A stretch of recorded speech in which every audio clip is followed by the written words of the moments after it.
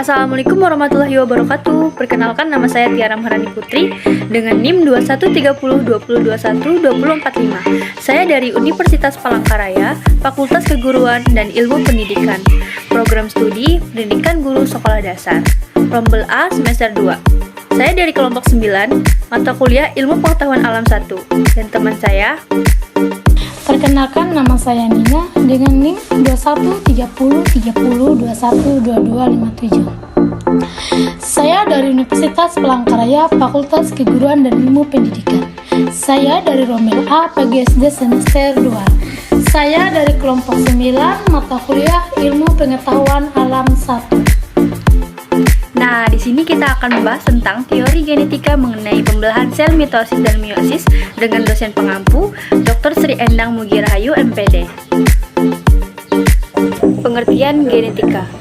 Genetika merupakan cabang ilmu dari biologi yang mencoba menjelaskan persamaan dan perbedaan sifat yang diturunkan pada makhluk hidup.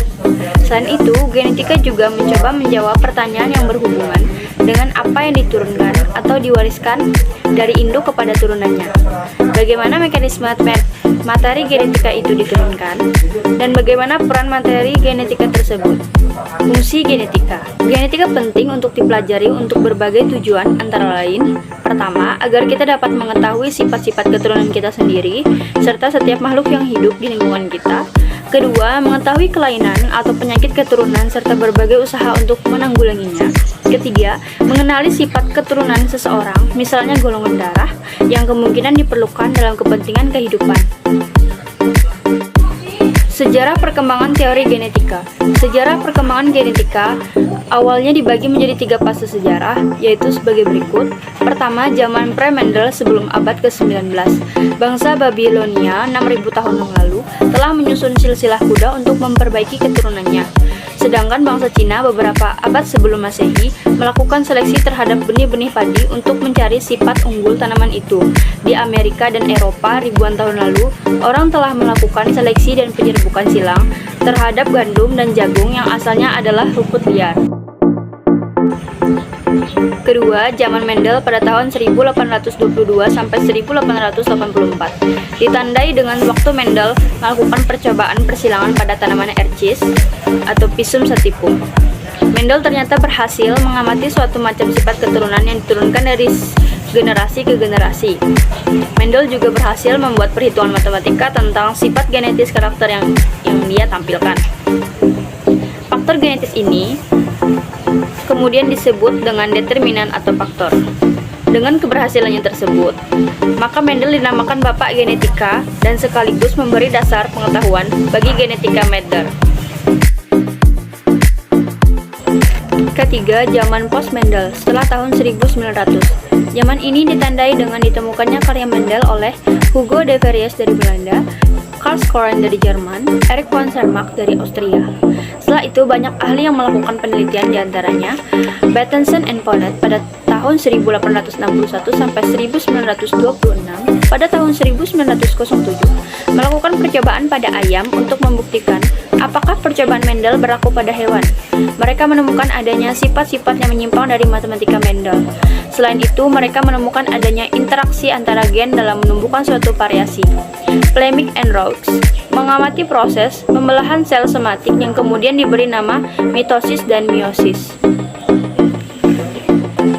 Kali ini kita akan membahas tentang pembelahan sel, manfaat pembelahan sel, dan penjelasan singkat tentang mitosis dan meiosis. Ada 3 alasan mengapa sel mengalami pembelahan, yaitu untuk pertumbuhan, perbaikan, dan reproduksi. Makhluk hidup dapat tumbuh karena sel-selnya bertambah banyak. Semakin banyak sel dalam suatu makhluk hidup, maka semakin besar ukuran makhluk hidup tersebut. Pernahkah kamu mengalami luka pada bagian tubuhmu? Setelah beberapa lama, bagian tubuh yang luka tersebut dapat menutup seperti semula.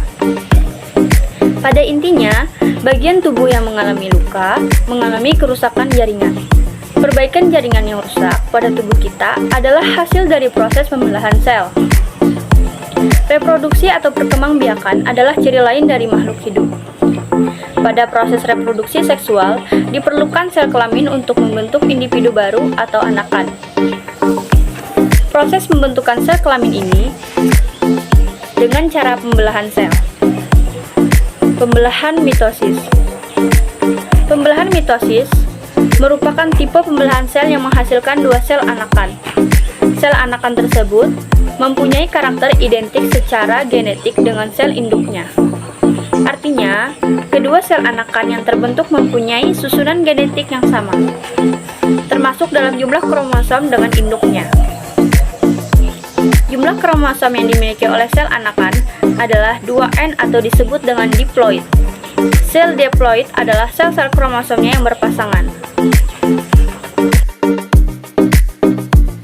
Pembelahan mitosis merupakan proses yang berkesinambungan yang terdiri atas 4 fase pembelahan. Fase tersebut terdiri atas profase, metafase, anafase, dan telopofase. Setiap fase pembelahan memiliki ciri-ciri yang berbeda. Pada tahap akhir dari pembelahan mitosis yaitu fase telopofase umumnya, selalu diikuti dengan pembelahan sitoplasma yang disebut dengan sitokinesis. Pada saat ini terbentuk cincin pembelahan yang berfungsi membagi sitoplasma sehingga terbentuk dua sel anakan. Pembelahan meiosis adalah pembelahan sel yang menghasilkan 4 sel anakan, yang masing-masing sel anakan hanya memiliki separuh dari jumlah kromosom. Sel induk dapat dikatakan bahwa jumlah kromosom yang dimiliki oleh sel anakan adalah N atau disebut dengan haploid. Meiosis disebut sebagai pembelahan reduksi. Berbeda dengan mitosis, pembelahan meiosis berlangsung dalam 2 tingkat yaitu meiosis 1 dan meiosis 2. Meskipun demikian, fase-fase pembelahan meiosis mirip dengan fase-fase pembelahan mitosis. Itulah video pembelajaran tentang teori genetika mengenai pembelahan sel mitosis dan meiosis. Semoga video ini bermanfaat bagi kita dan semoga kita dapat lebih mengenali lagi tentang pembelahan sel dalam kehidupan kita sehari-hari. Saya akhiri, wassalamualaikum warahmatullahi wabarakatuh.